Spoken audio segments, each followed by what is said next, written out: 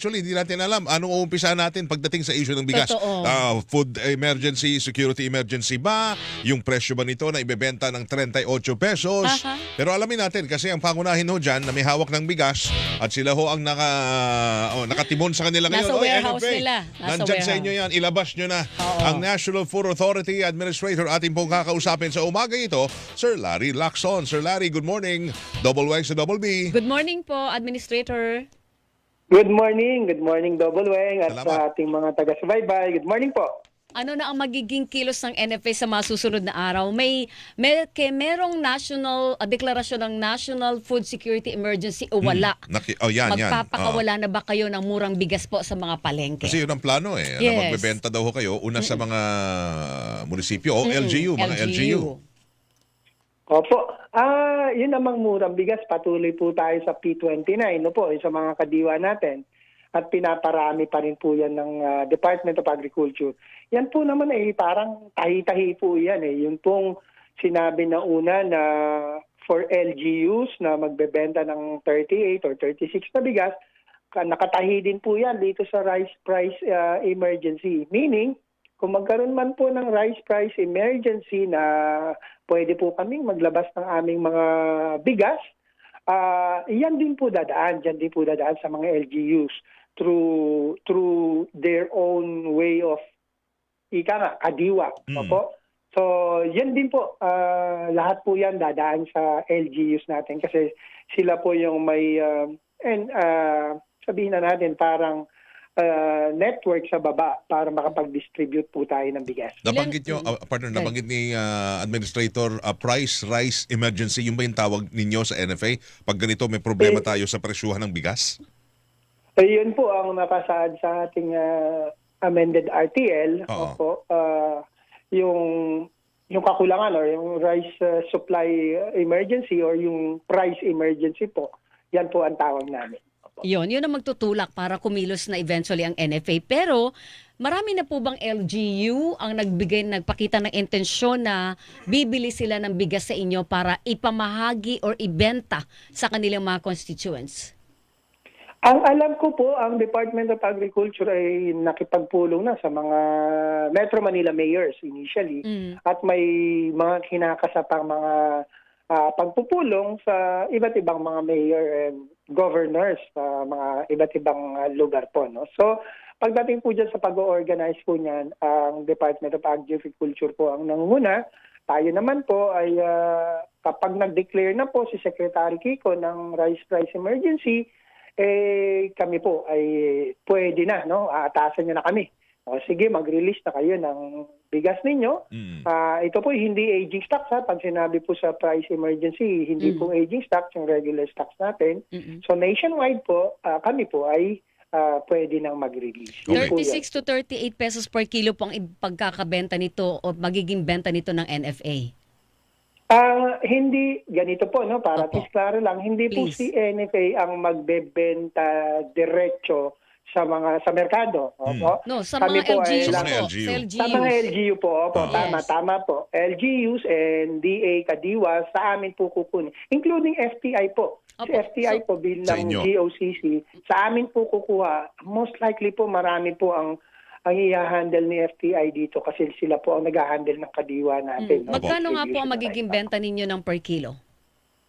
Actually po, nung nakaraang NFA Council, pinapa-approve po sana namin ay 33. Po, dun po sa isang, paano ba ito? Isang kategorya. No po? Kasi sa bagong RTL, meron pong kategorya na pwede na po kami mag-dispose pagtungtong po ng 2 months and 1 day. So yun po, Aging na yun, iibahin aging. po sa close to aging na po. Kanya kaya sabi po sa amended RTL, pwede mo nang ibenta Opo. as aging. So, pero bago pa ho yun, 2 months pa lang po mahigit. No? Yan po, ibinabago po sana namin presyo para naman po kahit paano, hindi ganun kalugi ang NFA. Tinataya po sana namin sa 33 pesos yan. Kaya lang po, medyo hindi namin nakuha pa yung majority ng council. So, pag-uusapan po namin muli yan sa mga susunod na araw at mapapagdesisyonan na rin po yan. No? Yung P29 will remain Yung 38 na sa regular stocks natin for DSWD and OCD will remain. Binibigyan lamang po namin ng presyo. Yun pong in the middle na 2 to 3 months. So magkano nga po ang magiging benta, Administrator? Pag na-approve po yung 33 or 34, whatever, hindi ko pa masabi, no? Kung 35 pa niyan, yun po yung nasa in the middle. Pero the rice price emergency, pag pinatupad po yan at wala pa po yung council resolution dun sa presyo ng 2 to 3 months, yun pong 38 ang ating susundin na nakapeg na po ngayon na siya pong kasalukuyang presyo. Okay. Meron lang akong Partner. habang na isang tanong. Sige. Pag halimbawa po, binenta ninyo ito sa LGU ng 38 pesos, ibibenta nila sa kanilang sariling bersyon ng kadiwa sa lokalidad nila, pwede pa silang magpatong? Ang tingin ko po, depende po na sa LGU yan. Mayroon po kasi kami nakakausap na mga LGUs na willing i-absorb yung gastos po ng logistics, gastos po ng magtatakal or yung labor, yung gastos po ng pagsusupot, yun po. Meron naman pong ibang LGU, hindi po natin mapanghawakan, hindi naman po masama kung babawiin or mabawi lang yung gastos. Yun po. Okay. Ayun. Yung natanong mo, partner, kanina kay Administrator, wala pang LGU ang kumakatok sa inyo para sabihin, bentahan nyo kami. Wala pa? Ni isa? Meron na po. Meron Ilan? na po. At least sa akin personally, isa po, no? Isa lang? Pero sa DA, Oo. hindi po, sa akin lang po personal. Kasi sa DA po talaga lahat ang pag-ano niyan pag sa ayos, sila po yung magpapalabas ng guidelines. Ang alam ko po na meet na nila lahat ng Metro Manila mayors. So mukhang lahat po ay interesado. Okay. So, opo. Pero natanong ko yan kasi kasi itong sitwasyon na tumataas ang presyo ng mga bilihin, hindi lang to national issue Lokalo ito. Kaya dapat yung mga LGU, minomonitor din ang presyo ng mga bilihin sa kanilang lokalidad. Bahagi yun ng May trabaho mga nila. Local council pa ngayon doon Correct, sa mga oo. palengke dapat. So para bang, ang tingin natin, parang hindi emergency to sa lokal na pananaw, di ba? Kasi nag-aantay po kayo ng kumpas kung saan man nasa itaas para sabihin, pwede na kayong bumili kung kailangan nyo. Kung matagal na ganito ang presyo, bakit ngayon lang gumagalaw yung mga LGU para pilitin na, kailangan namin ng ayuda rito. Kailangan actually last year pa, dapat may mga nagtitinda na, di ba? So parang hindi priority masyado sa mga LGU. Ewan ko lang, ako impression lamang doon. Pero pagdating ho dyan, sa mga LGU naman, paano ho yung mga nasa Visayas at Mindanao? Kasi nationwide issue ito. Sabi nyo nga kanina, may mga LGU na cargo ho ito. Pero paano yung mga LGU na walang kakayahan na bumili at walang kakayahan na dagdagan pa ang kanilang Yung bang pagkakagastusan? mga 6th class municipality, Mga ganyan, 4th class oo. municipality, the administrator. Kung saan ang presyo ng bigas hindi naglalayo dito sa Yes, Metro Manila. totoo yan. Tama po, ang presyo naman ay halos hindi nagkakalayo kahit saan man po tayo sulok no po. Actually magandang tanong yan. Hindi pa ho namin yan na napag-aralang mabuti basta ang napapag-usapan po kasi sa national, lahat ng willing na mag-participate, pwede pong mag-participate kahit na ano pong klase ng LGU yan, kung first class or sixth class. No po. Yun nga lang po, siguro nga, yung mga nasa sixth class, posible pong medyo may konting limitation pagdating po sa pagbili ng bigas sa NFA. Pero nandiyan naman po yung P29, no? Kung gusto nilang mag-participate, pwede po doon. Pero yun ay kung may kadiwa store sa kanila, administrator. Konti pa lang yung Oo. Meron naman po tayong yung DA na sistema kung saan ang LGU, munisipyo, pwede pong mag-participate sa kadiwa. Pwede po silang mag-create ng kadiwa ng Pangulo sa munisipyo nila at ang manggagaling din po, ang bigas niyan, sa NFA din po. So So, dapat, ang bodega naman, yung LGU ang magkaroon ng initiative na wala pa kaming kadiwa dito, lagyan nyo naman kami. Tama po. Kasi po hindi naman din makikita namin kung sino po ang priority. Kasi kung wala naman pong lumalapit, isang indikasyon po kasi na priority dito sa munisipyo na to kasi masigasig silang nagpa-follow up na sama nyo kami dyan. Yan, oo. So kung mahirap din naman Yun po yun. ang DA ang magsiksik sa kanilang throat na, hindi, magkadiwa kayo. Yung pala hindi nila kayang isustain. Tama Yan, po. diba? Tama po. Natumbok nyo po. Kailangan i-work both ways, hindi ba? Yung willingness nila at kakayahan na mag-sustain at saka yung pagtulong naman ng national government. Meron lang akong gustong i-follow up doon sa 33 pesos. Good news sa akin yun, Weng. Hanggat kaya natin nating ibaba ang presyo, tulong yan ng gobyerno, malaking bagay yun sa publiko. So kung maipapako natin sa 33, magkano po ba ang bili ng bigas ng National Food Authority sa mga lokal na magsasaka? Natanong ko po yun kasi ang susunod kong tanong, baka mayroon tayong i-absorb na lugi. Katulad po ng mga nabanggit ko na rin po siguro sa inyo ng mga nakaraan, lagi po yan. Meron pong lugi lagi si NFA. Hindi po maiiwasan yan. Kanya po yung 33 na sinasabi nyo na napakaganda, yes po, lugi pa rin po dyan si NFA. Kaya lang, ang amin naman po, kaysa naman po mag-age na mag-age, mas mainam na pong mailabas kaysa po malugi. Kasi po, patagalin man natin yan, mag-i-incur pa kami ng losses. Ika nga, Mas malaking pa lugi. namin yan. Hindi naman siguro mas malaki pero makakaakibat pa po ng additional cost. Well, sa isang banda pala, mas dadami yung lugi. Kasi bebenta mo ng 33 ngayon at bebenta mo uli ng 33 after 6 months, nag-incur ka pa ng other cost. So tama po yun, makakaan pa ng So lugi magkano po ang yun. lugi nyo per kilo kung sa 33 nyo ibibenta per kilo, Administrator? Ganito po kasi yung computation namin based on average palay price namin nung nakaraang taon. Kasi po yung mga ginigiling natin ngayon, nakaraang taon po na nabilihan. Opo. 27.35 po per kilo ng palay ang nabili namin last year as an average. Pag kinumpute po niyan, direct cost, nasa 43, more or less 43 point something pesos ang direct cost po niyan. So kung binenta po natin ng 33, meron pong 10 pisong lugi na si NFA. Masyado mabigat. May pondo pa kayo to sustain that kung magbibenta kayo ng palugi? Parang ganun palagi, ano? Ano po binibigyan naman po kami ng pambili ng palay ni national government. Doon naman po, tinitignan na lang namin yung sa ekonomiya, ika nga, umiikot ang pera. Bumili kami ng mahal na palay sa magsasaka na kinabang sila, may purchasing power sila. At the same time, dito naman, malugi man si NFA dito sa pagbibenta ng bigas, nakatulong naman po may stretch yung budget ng bawat pamilyang Pilipino na makakabili. So in a way, pinufulfill lang po namin yung aming social responsibility doon. Hindi na po natin masyadong tinitignan yung lugi doon. Hinahanapan ko na lamang po ng paraan kung saan ko babawiin yung lugi. Kanya nga po ako ay umiikot sa buong Pilipinas, tinitignan ko ang assets ni NFA. Nandito po tayo ngayon sa Coronadal, tinignan ko yung mga assets at marami po sa assets ni NFA ay commercial na po ang location. So, Anong ibig isa sabihin pong nun? avenue yan. Anong ibig sabihin ng mga asset? Mga lupain po na may okay. mga warehouses. Yung po mga warehouses po namin ngayon, minsan nasa gitna na po ng syudad. So medyo, Pero sabi ko, yan ay under pag-aari pa rin ng gobyerno yan? Opo, pag-aari po Okay. ng NFA. So as a GOCC, we can make use of our resources to earn, no?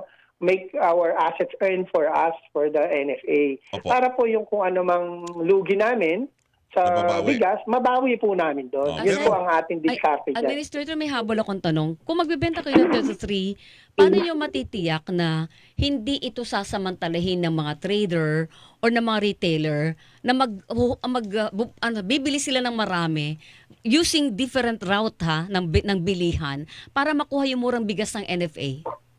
Tapos Medyo- ibebenta ng mahal sa palengke. It's a possibility, always a possibility. Kahit naman po nung mga nakaraan na prior to RTL, merong mga unti-unting mga ganyang sinasabi. Hinahalo dito, hinahalo doon para lang mabenta.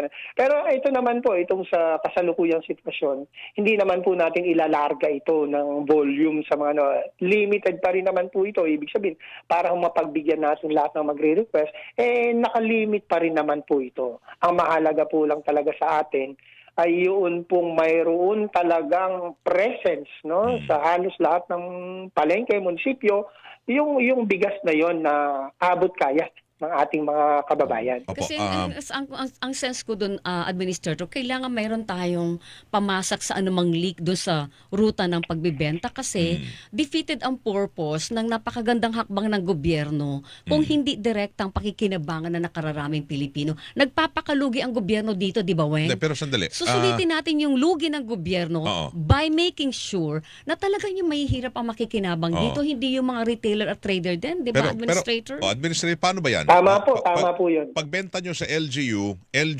walang dapat ipapartner na private group ang LGU. Sila mismo magbebenta. Or hindi dapat magbenta sa mga negosyante. Yun po ang nasa guidelines na nakita kong draft. No? Talaga pong si LGU ang mag-operate niyan. So tingin ko naman sa sitwasyon ngayon, medyo mag-aalangan po ang isang LGU na gawin yan. Kasi po medyo mapapansin po masyado yan kung sakaling. Kanya confident, ako naman personally lang naman po, confident ako medyo alanganin po yan sa ngayon. Mahirap pong magawa. But yun nga, tama po kayo, Ma'am Weng, no? Yung sa sitwasyon na nagpakalugi ang gobyerno, sana makinabang lahat. Yung mga nasa baba. Parang may mali, ano? Kasi nalugi na tayo sa taripa eh. Oo, Pati dami na nating NFA, lugi. lulugihin natin. Tapos Oo. ang makikinabang lang, yung mga mapagsamantala, may kasabot pang nagsasamantala din sa pamahalaan. So, sayang naman lahat ng effort ng pamahalaan doon, di ba, Administrator? Kawawa din ang tao. Sana nga po, yun ang mapakinabangan ng mga intended beneficiary, ang ating mga sakripisyo ng gobyerno, ika nga kasi pondo po ng gobyerno yan. Pondo Opo. ng taong bayan. Okay. Opo. Habol lang ako ng panghuli kasi sabi nyo, ang dami nating stock. Gaano ho karami tayo meron ngayong stock, buffer stock? At saka sapat ho ba yan? Pangalawa, sapat ho ba yan kung sakasakali kasi papunta na rin ho tayo sa panahon ng anihan at saka tag-ulan. Yes. Malapit-lapit na ho yun. Magiging sapat ba ho yan kung sakasakaling i-open ho ang pinto nyo sa pagbebenta ng bigas outside doon sa mga for yung buffer for calamity purposes? Opo, ako po confident na sapat po ang ating bigas kasi nga napakaganda ng performance ni NFA last year. Na-reach natin yung 95% of our target. That's why nakita natin, napupuno na ang bodega. So, ito naman po yung paglalabas ng bigas ng NFA kung magkaroon man po ng rice emergency. Calibrated naman din po yan. Hindi po natin nahayaan na lalabas po lahat. Stocks, hindi po mangyayari yon, no? Ang stocks level po natin ngayon, kung magiling na po namin lahat, as in total, higit na po sa 5.7 million bags po nakatumbas yan ng sako ng bigas nationwide po. NFA Sa lang po ngayon, ito, Administrator, NFA NFA lang. lamang po Okay. yan. Kanya nga po kami ay giling ng giling ngayon ng palay para ko dito sa pag-ahanda rin, sasabi nyo nga, anihan, to make room for the new stocks at the same time para maging handa kami na maibigay namin yung mga requirement ng mga LGUs kapag nag-umpisa na po itong rice price emergencies. So, ang paghahanda ay ginagawa natin. Opo. Pagdating po dyan. Gaano karami ang mga bags na ibebenta nyo ho sa mga LGU to address itong food security issue natin? Sa ngayon, ang actual na stocks natin ng nagiging na bigas, 700,000 nationwide. Immediately, yung 300,000, pwede po agad-agad yan. Lipat buwan lamang po, yung another 400,000, ready na naman po yan. So, sa natakbo po ng sitwasyon ngayon, syempre, hindi naman natin pwedeng sa isang snap, bukas meron aayusin pa naman po yan may mga konting guidelines pa po yan. So we're expecting habang increase po yan, paparami ang stocks po natin. Kasi patuloy naman po yung paggiling ng mga rice mills natin sa NFA. At the same time, pati yung private sector milling services, binibid out na po natin kasi nag-expire December, binibid out na po natin. Para by February, full blast po lahat, pati Yun ang roll out. contractors. Oo. Opo. Sa tono ng dating nyo, parang sapat ho ang supply natin ng bigas, Oo, partner, hindi no? sapat na Ayun, sabi ng oo. DA, di ba? Hindi, para supplyan ng merkado, hindi lang during calamity, hindi Oo during nga. emergency. Correct. Na hindi natin kailangan mag-import. Oo, pero bakit Diba? import tayo na import? Kasi Oo, nga, yeah. deregulated yung importation. Oo. Hindi na kontrolado ng Deregulated po. gobyerno yon. Yun. Correct. So Opo, as long as opo. may kaya Tama kang po yun. pera, kung importer ka, sige mag-import ka. Yun ang problema. Ganun yun. So kung yun nga nakakapagtaka, di ba, Administrator, bumabaha ng bigas sa Pilipinas ngayon. Wala tayong Pero shortage. napakamahal. Mm. Why is that? Yun po ang natumbok ninyo, yun po ang mismong dahilan kung bakit nakaamba ang pagdedeklara ng rice price emergency. Yun ang dahilan. Kasi kahit ano pong analysis ang gawin po ng Department of Agriculture, ni Secretary Gigo, bakit ganoon? Bakit So, ganoon? ibig Baka hindi sabihin, kailangan merong nagsasamantala somewhere. At Bakit? bakit hindi yun matunto ng Oo. gobyerno? At kung nagsasamantala, may batas kayo na economic sabotage sa Oo. profiteering at smuggling. Then, Malamang may why budget not yan use for the law? intelligence. Correct. Diba? Oo. Ba't hindi Tingin ko, gamitin? mahaba lang po ang pasensya ng gobyerno. Tingin ko. Naku, mahirap. Nasa crisis Oo. level na yata tayo, administrator. Mahaba pasensya, Diba? marami nagugutom, Ito. administrator. Hindi pa tingin ko, Sayang yung lugi. nandun na po sa table yan actually, no, yung uusap na yan, including tignan, yung, pati po nga po BIR, in-invite na ng Department of Agriculture Yes, to join opo. the meeting para po to express the sincerity ng gobyerno. Sandali lang, may problema dito, ayusin ninyo. So, ganun po. Okay. Hindi po nagpapabaya si Sec Kiko pagdating po dyan. Alright. Administrator, salamat sa Salamat. masayang usapan ngayong umaga. Napakaaga ka namin ginising eh. Thank you. Wala Sa pong oras. wala pong anuman. It's always a pleasure po. Magandang umaga po sa ating lahat. Good morning po. Salamat po sa inyo, Administrator Larry Lacson ng National Food Authority, Authority. mga kapuso. Sa Kaya pa ba? patuloy- Hilingan, walang pinoprotektahan.